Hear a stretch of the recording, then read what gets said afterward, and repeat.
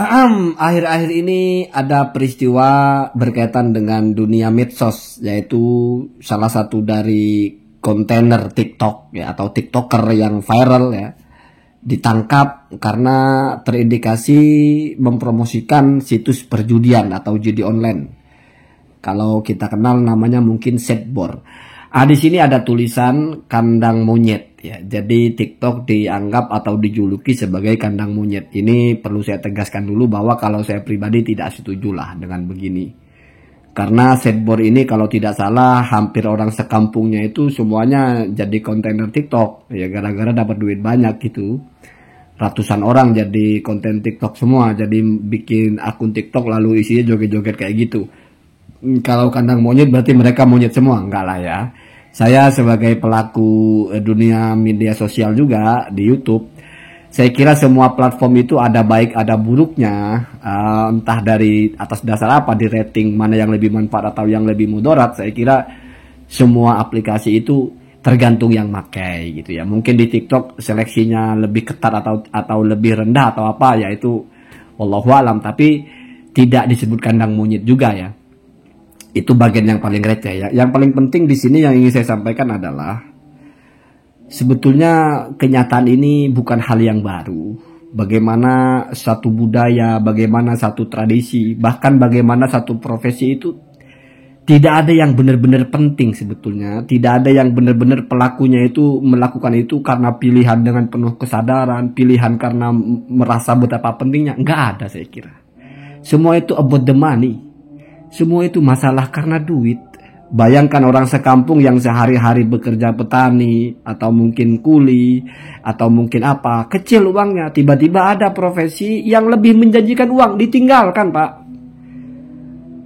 Ya ini semua orang juga begitu Pak. Orang ada pekerjaan sudah tetap, sudah berpuluh-puluh tahun, tiba-tiba ada pekerjaan yang lebih banyak uang, ditinggalkan pekerjaan yang lama. No passion in work. Nggak ada orang bekerja itu karena passion, itu nggak ada, itu bullshit itu.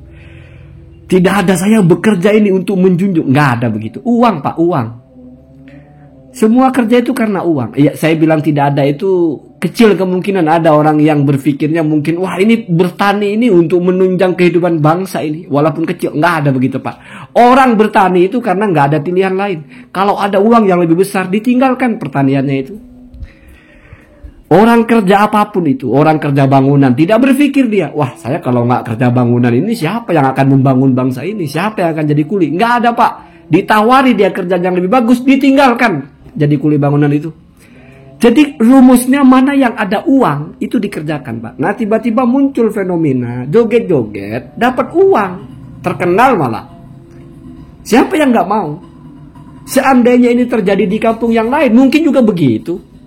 Jadi bagi saya tidak mempersoalkan kampung ini. Pola pikirnya normal. Mana yang dapat uang lebih banyak, kerjakan itu.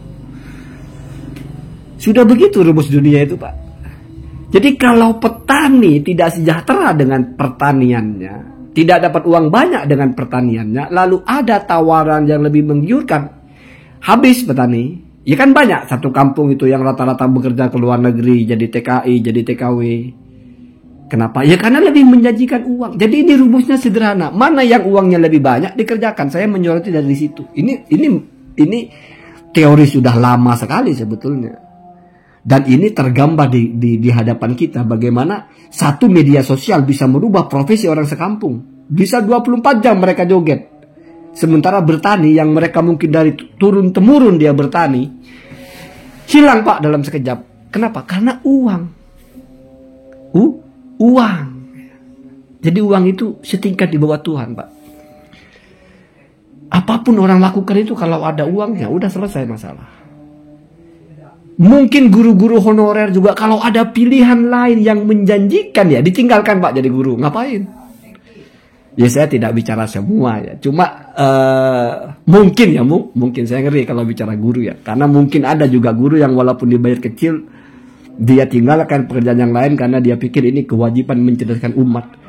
Tapi kalau petani, atau misalnya tukang parkir, tukang sapu, atau misalnya orang yang pekerjaannya itu harian lepas cuma 50.000, terus dia ada pilihan yang lain, lupa semuanya Pak. Ngapain kita kerja yang begini, duitnya sedikit. Kenapa? Karena kebutuhan orang sama Pak. Semua orang sama-sama ingin duit banyak. Semua orang juga ingin mendapatkan uang, ingin punya rumah, punya mobil. Bertani nggak menjawab itu, ya ditinggalkan. Jadi jangan heran dengan fenomena-fenomena seperti ini. Ini sebetulnya mempertegas kepada kita bahwa kita hidup itu mencari uang. Mudah itu aja. Tidak boleh ada dusta di antara kita. Kenapa ada pelacuran? Ya karena dapat uang. Kenapa ada begal? Ya karena cari uang. Kenapa ada orang berani mempertaruhkan nyawa, mencuri motor? Padahal kan sudah tahu teman-temannya sudah banyak digebukin sampai mati. Karena ada uangnya di situ, Pak. Sepertinya jarang sekali ada orang yang berani mengorbankan nyawa, kecuali karena ada uangnya di situ. Ada nggak orang yang pengen sekali bernyanyi sampai walaupun mati dia nyanyi walaupun nggak ada yang bayar? Nggak ada, Pak.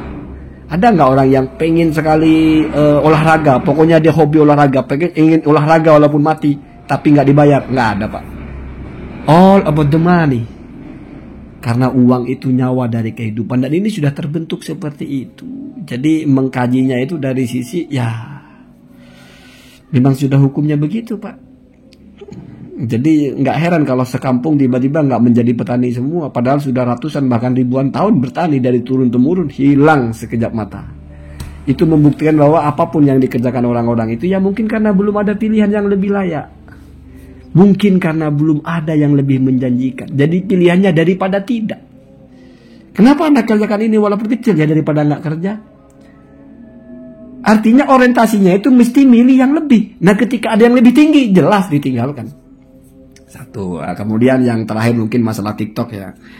Kebetulan saya tidak main TikTok ya. Artinya ya saya punya akun TikTok tapi tidak saya operasikan.